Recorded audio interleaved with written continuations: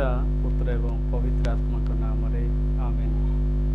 पुनर्बार समस्त को Jesus gospel YouTube channel को आपण मानक हार्दिक अभिनंदन सह मोर ए चैनल को सुस्वागत करे। प्रिय प्रभुंकर लोक माने आज आम समस्ते स्वर्गारोहण पर्व पदार्पण करियछु। गत वर्षर यह दिन ठारू आज ए दिन पर्यंत सदाप्रभु परमेश्वर आम मानक सुंदर भाव सुख दुख बाधा विघ्न जड़ जपथास पहुँचे आसतु आम प्रभु नाम को धन्यवाद ज्ञापन करवा।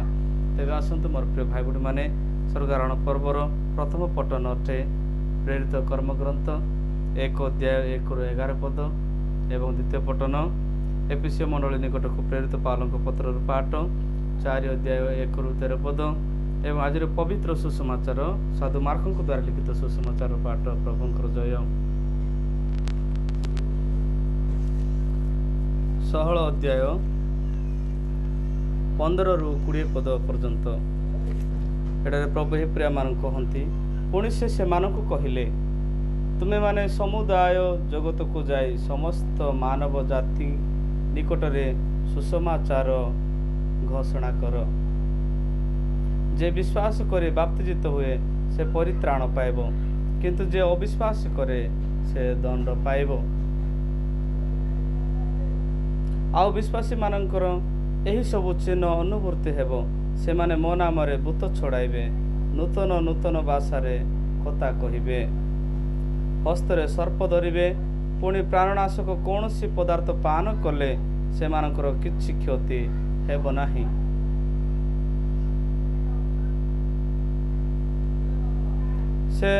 से माने पीड़ित मानक ऊपर हस्त थइले से माने सुस्थ हेबे। एही रूपे प्रभु जीशु से मानकु कथा कहिबा परे स्वर्गरे गृहीत होई ईश्वरंकर दक्षिण पार्श्वरे बसिले किंतु से माने प्रस्थान करी सर्वत्र प्रचार कले। आउ प्रभु से मानकर सहकर्मी होई अनुवर्ती चिन्ह गुड़िक द्वारा सही वाक्य प्रमाण सिद्ध हला। प्रभुंकर पवित्र सुसमाचार। हे प्रभु यीशु ख्रीष्ट तुमर प्रशंसा हो। कृष्ण को जगरे मोर प्रिय भाई ओ भौणी माने स्वर्गारोहण पर्व आमे पदार्पण करितिबारु अति आनंद एवं गौरव करू।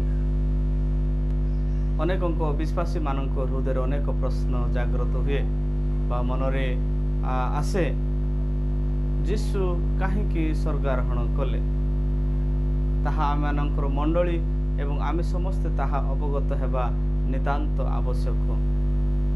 आज प्रथम पठन जदि आपण माने देखिबे प्रेरित 1 अध्याय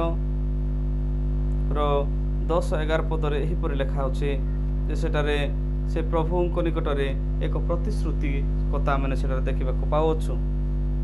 सेटारे पर लिखा अछि 10-11 पदरे से जाऊ जाऊ सेमाने आकाश आड़क एक दृष्टि चाहि अछंती।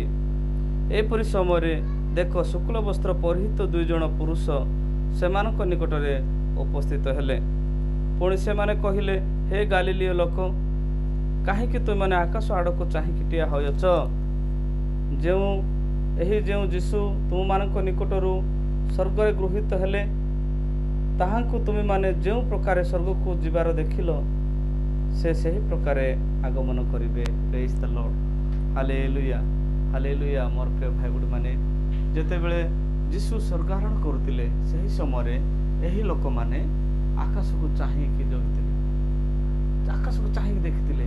सही समय 2 जन ऊपर देवदूत माने शुक्ल वस्त्र परिहित माने से माने धला वस्त्र पिंधि से माने कोन कले से माने को दर्शन देले। देवा समय कौन है से माने कहले तुमे काहे चिड़ा ही अछ जो जीशु को तुमे आकाश को उन्नत हेबार देखिल से ठीक से ही बोले से तुम निकट को आसबे। प्रश्न उठे जीशु काहे स्वर्ग को गले। प्रिय प्रभुंकर लोक माने समस्त पाखरे यही प्रश्नर उत्तर जानिबा दरकार एवं जानिछु मध्य। प्रिय प्रभुंकर लोक माने आपण मानक निकटरे जीशु काहे स्वर्ग गले ताहा मु आपण मानक निकटरे उपस्थापन करिबे। जीशु काहे स्वर्ग गले ताहार प्रश्नर उत्तर आम धर्मशास्त्र बाइबल देखा ଜହନ ତାର 14 ଅଧ୍ୟାୟର 1ରୁ 3 ପଦ ଟିକେ ଆମେ ପଢ଼ିବାଠାରେ ପ୍ରକାଶ କରେ। ତୁମମାନଙ୍କ ହୃଦୟ ଉଦ୍ବିଗ୍ନ ନ ହେଉ,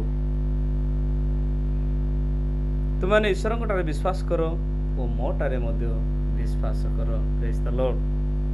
ମୋର ପିତାଙ୍କ ଗୃହରେ ଅନେକ ବାସସ୍ଥାନ ଅଛି। ଯଦି ନ ଥାନ୍ତା ତାହେଲେ ମୁଁ ତୁମମାନଙ୍କୁ କହିଥାନ୍ତି, ମୁଁ ତୁମମାନଙ୍କ ନିମନ୍ତେ ସ୍ଥାନ ପ୍ରସ୍ତୁତ କରିବାକୁ ଯାଉଅଛି। ପୁଣି ମୁଁ ଯାଇ ତୁମମାନଙ୍କ ନିମନ୍ତେ ସ୍ଥାନ ପ୍ରସ୍ତୁତ କଲେ ପୁନର୍ବାର ଆସିବି, ଆଉ ମୁଁ ଯେଉଁ ସ୍ଥାନରେ ଥାଏ ତୁମେମାନେ ମଧ୍ୟ ଯେପରି ସେ ସ୍ଥାନରେ ରହିବ, ସେଥି ନିମନ୍ତେ ତୁମମାନଙ୍କୁ ଆପଣା ନିକଟକୁ ଘେନିଯିବି। ପ୍ରେଜ୍ ଦ ଲର୍ଡ। ହାଲେଲୁୟା। ପ୍ରିୟ ପ୍ରଭୁଙ୍କର ଲୋକମାନେ, ଆମେ ଏଇଟା ପ୍ରଶ୍ନର ଉତ୍ତର ପାଇଅଛୁ। ଆମେ ବିଚଳିତ ନ ହେବା, କାରଣ ପ୍ରଭୁ ଯେ ସ୍ୱର୍ଗକୁ ଯାଇଛନ୍ତି ସେ ବେକାର ଯାଇନାହାନ୍ତି। ସେ ଆମ ସମସ୍ତଙ୍କ ପାଇଁ ଗୋଟେ ଗୋଟେ ସ୍ଥାନ ପ୍ରସ୍ତୁତ କରିବାକୁ ଯାଇଅଛନ୍ତି। ନିଶ୍ଚିତ ଭାବରେ ସେହିଦିନ ଆମେ ସମସ୍ତେ ଦେଖିବା ଯେ ସେ ପ୍ରକାଶ କରୁଛନ୍ତି, ମୁଁ ତୁମମାନଙ୍କ ନିକଟକୁ ଯେଉଁ ଯାଉଅଛି ପିତାଙ୍କ ନିକଟକୁ, ସେ ଆମ ସମସ୍ତଙ୍କ ପାଇଁ ଗୋଟେ ସ୍ଥାନ ପ୍ରସ୍ତୁତ କରିବା। ଯେ ସ୍ୱର୍ଗୀୟ ରାଜ୍ୟର ଏକ ରହିବା ପାଇଁ ଏକ ସ୍ଥାନ। ହୁଏତ ମୋର ପ୍ରିୟମାନେ ଆମେ ଜାଣିନୁ ତାହା କ'ଣ ଅଟେ। ଯେ ସ୍ୱର୍ଗ ଏକ ସୁଖ ଏବଂ ସ୍ୱର୍ଗର ଆନନ୍ଦ ଆମେ ଉପଭୋଗ କରିବା, ଏହିଭଳି ଏକ ସ୍ଥାନ ପ୍ରସ୍ତୁତ କରିବା ପାଇଁ ପ୍ରଭୁ ଯୀଶୁ ଯାଉଛନ୍ତି ସ୍ୱର୍ଗକୁ। ଏବଂ ସେ ଯିବେ, ଆଉ ପୁନର୍ବାର ସେ ଫେରି ଆସିବେ। ତାପରେ କ'ଣ କରିବେ? ଆମ ସମସ୍ତଙ୍କୁ ତାଙ୍କ ସ୍ଥାନକୁ ନେଇଯିବେ। ହାଲେଲୁୟା। ପ୍ରେଜ୍ ଦ ଲର୍ଡ। ମୋର ପ୍ରିୟମାନେ, ପ୍ରଭୁଙ୍କ ଲୋକମାନେ, ଆମମାନେ ପ୍ରଭୁଙ୍କଠାରେ ବିଶ୍ୱାସ କରିବା, ପ୍ରାର୍ଥନା କରିବା। ସେଥିପାଇଁ ଆଜିର ପ୍ରଥମ ପଠନରେ ଶୁଣିଛୁ, ଆମ ସମସ୍ତଙ୍କ ପାଇଁ ସେ ଏକ ଆହ୍ୱାନର ଚିହ୍ନ ବା ଆହ୍ୱାନର ଏକ ପ୍ରତିଶ୍ରୁତି ଦେଉଛନ୍ତି।